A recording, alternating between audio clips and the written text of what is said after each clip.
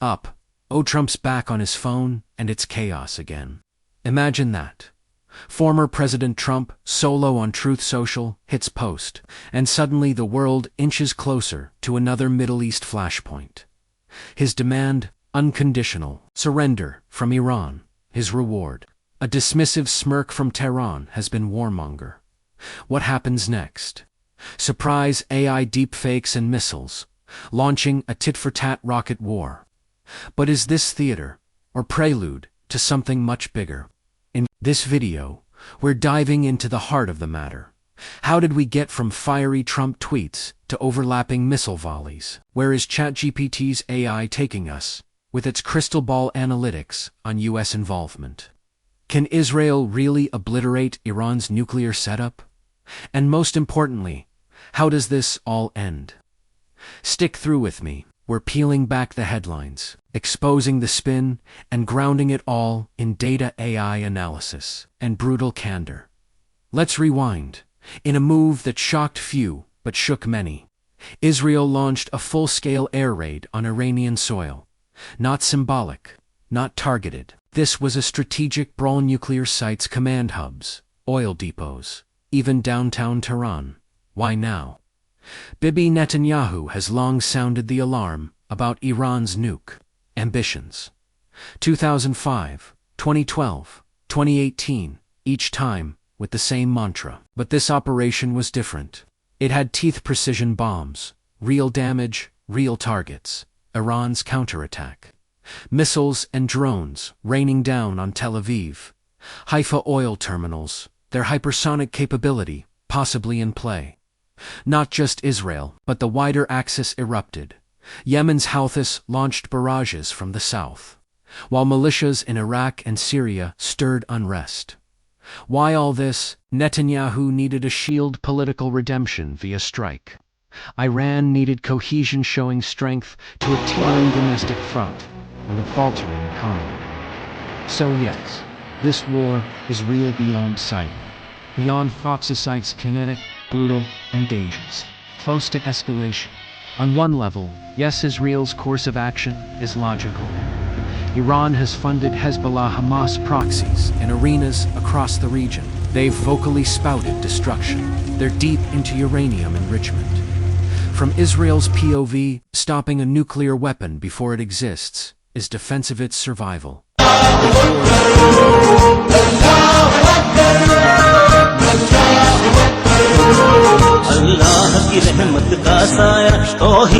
Iran burrows deeper, rebuilds harder, and their people, already simmering with protests, could rally behind a nationalist rally cry leaked by war. Israel has escalated to a point that may eclipse diplomacy, risking a bona fide region-wide war. And while taking out a few facilities proves tactical might, the deeper strategic question lingers. Does destruction breed lasting safety? Trump's veiled threats on Truth Social, "We demand unconditional surrender," serve to clear purposes: narrative control position. Trump, as the muscle behind Israel's action. Political theater: he wants credit with minimal risk. Will the U.S. leap into war? Maybe not. Boots on ground, but precision support. Absolutely. What might it look like? Bunker-busting munitions only the U.S. can deliver. Satellite intelligence and real-time coordination. Possible minor airstrikes on Iranian nuclear sites. Giving Trump a tip-and-down chat room. This offers Trump a two-fit. Shows decisive action, but avoids U.S. casualties and broad war. Israel gets help with deeper strikes, and he claims credit still. The U.S. involvement adds gravity and risk.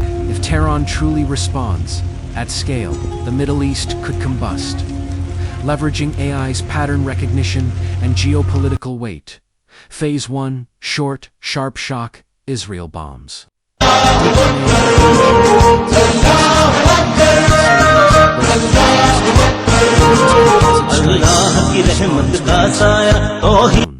Maybe a hypersonic strike across Israel. They'll loop in proxies: Hezbollah in Lebanon, Houthis in Yemen, Iraqi factions. Phase 3. Regional spillover: northern Israel and Lebanon. Open a second front. Urban areas endure direct strikes casualties. Mount. Phase 4. International pressure. Pressure from the UN, EU, and powerful partners builds designing a ceasefire framework. Not peace enough to pause. Phase 5. Resume threat looming. Iran rebuilds. Israel maintains readiness. U.S. intelligence remains active, in months or years. We're back to point zero tensions, unbroken alliances. Firing on standby. Bottom line, real, dangerous conflict, but not World War III. A flash war escalates, then pauses, then resumes later. Hypersonic delivery. If Iran has missiles that can evade defenses, that changes the regional balance instantly. Multi-front theater.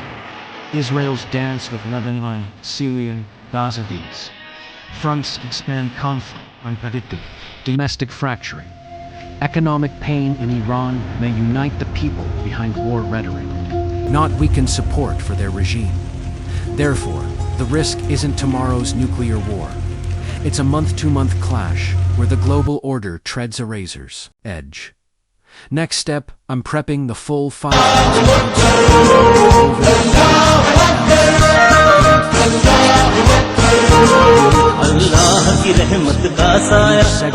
tighter transitions, emotional beats, and moderated tone, video description, title splits, and on-screen cue, suggestions. If you like this style, I'll continue with deeper sections. Can airstrikes permanently stall Iran's program? What if Trump up-levels you, us, involvement? Who are the kingmakers behind the scenes? What's the worst-case scenario? How global does it go?